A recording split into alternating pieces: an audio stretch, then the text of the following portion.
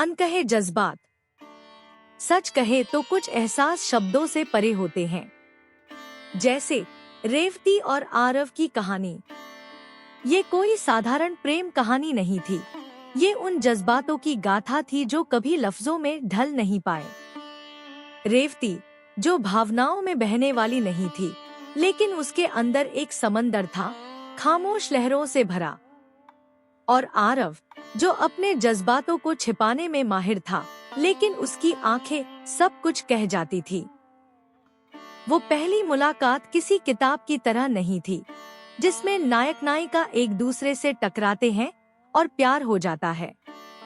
नहीं, ये मुलाकात थी सन्नाटे की, अनदेखी नजरों की और उन खामोशियों की जो दिल के किसी कोने में छुपी रहती हैं। कॉलेज के तीसरे साल में जब रेवती ने नए सेमिनार ग्रुप में आरव को देखा, तब कुछ नहीं हुआ। लेकिन जब आरव ने उसकी प्रस्तुति के बाद धीरे से इम्प्रेसिव कहा, तो रेवती के दिल ने पहली बार कुछ महसूस किया। फिर एक एक करके वो मुलाकातें होने लगी।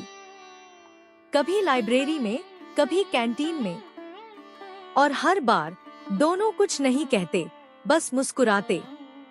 रेवती की सहेलियां कहती, वो तुझसे बात क्यों नहीं करता, और रेवती जवाब में बस कंधे उचका देती। आरव के दोस्तों ने भी उसे छेड़ा, पर वो बस हल्की मुस्कान देता। एक दिन कैंपस में बारिश हुई। रेवती बिना छाते के फंस गई, और तभी आरव एक छाता लिए उसके सामने आ गया। बिना कुछ कहे उसने छाते को उसकी ओर किया और साथ चलने लगा। उस दिन दोनों की खामोशियां कुछ ज्यादा कह गईं। कुछ हफ्ते बाद आरव ने एक ड्राइंग दी, पेंसिल से बनी एक लड़की की तस्वीर, जिसमें उसकी आंखें हूबहू रेवती जैसी थी। लेकिन नाम नहीं था, सिर्फ नीचे एक लाइन लिखी थी, ख्वाबों की तस्वीर भी तुम जैसी हो। रेवती ने पहली बार आरव की आंखों में कुछ ढूंढा, सच्चाई। लेकिन अब तक कुछ कहा नहीं गया था। क्लासेस खत्म हो रही थी। फाइनल ईयर आ गया था। कैंपस की घड़ियां तेज भागने लगी, और उनके जज्बात भी। एक शाम रेवती कैंपस के पुराने पेड़ के नीचे बैठी थी, और आरव चुपचाप उसके पास आ गया। कभी सोचा है, जो हम महसूस करते हैं, वो अगर कह दिया जाए तो क्या होगा? आरव ने अचानक कहा। रेवती ने जवाब नहीं दिया, बस उसकी आंखें नम हो गईं। शायद इसलिए क्योंकि वो जानती थी कि ये सवाल जवाब नहीं चाहता था, हिम्मत चाहता था। आरव बोला, मैं तुमसे कुछ कहना चाहता हूँ, बहुत वक्त से। रेवती ने आंखें उठाईं, मुस्कुराई और कहा, तो फिर मत कहो, क्योंकि जो अनकहा है वो ज्यादा गहरा होता है। फिर दोनों उठे और चलते गए। उस दिन कोई इजहार नहीं हुआ, लेकिन एक रिश्ता मजबूत हो गया। समय बीतता गया, कॉलेज खत्म हुआ, और जिंदगी ने उन्हें अलग कर दिया। रेवती ने एक शहर में नौकरी शुरू की, आरव दूसरे शहर में चला गया। लेकिन उनके बीच वो चिट्ठियां शुरू हुईं, जो कभी पोस्ट नहीं होती थी, बस डायरी में लिखी जाती थी।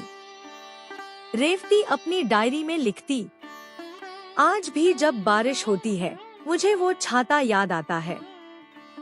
आरव अपनी डायरी में लिखता, उसने कहा था मत कहो, और मैंने माना, लेकिन दिल हर दिन कहता है। एक दिन रेवती की शादी तय हो गई। परिवार ने जोर दिया, लड़का अच्छा था। वो झुकी, लेकिन टूटी नहीं। शादी से एक हफ्ता पहले रेवती को एक पार्सल मिला, एक पुरानी डायरी और एक पेंसिल स्केच। वही लड़की, लेकिन इस बार आंखों से आंसू बह रहे थे। नीचे लिखा था, कभी अगर मिलना हो तो मुझे मेरी खामोशी में ढूंढना। रेवती टूट गई, लेकिन शादी होनी थी, और वो हो गई। आरव ने कोई संपर्क नहीं किया, बस खामोश रहा, जैसा वो हमेशा था। कई साल बीते, रेवती एक दिन किसी आर्ट एग्जीबिशन में गई और वहां उसने देखा एक पेंटिंग। लड़की की तस्वीर, वही आंखें, वही एहसास। नीचे सिर्फ लिखा था, अनकहे जज्बात बाई ए। रेवती रुकी, आंखें भर आईं। उसने पूछा, ये कलाकार कौन है? आरव। अब विदेश में रहते हैं, साल में एक बार इंडिया आते हैं, जवाब मिला।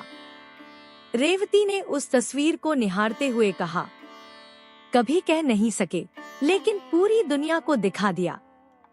वो तस्वीर रेवती ने खरीद ली और अपने कमरे में लगा दी। अब हर रात वो उस तस्वीर से बातें करती और कहती, अब कहने की जरूरत नहीं, मैं समझती हूँ।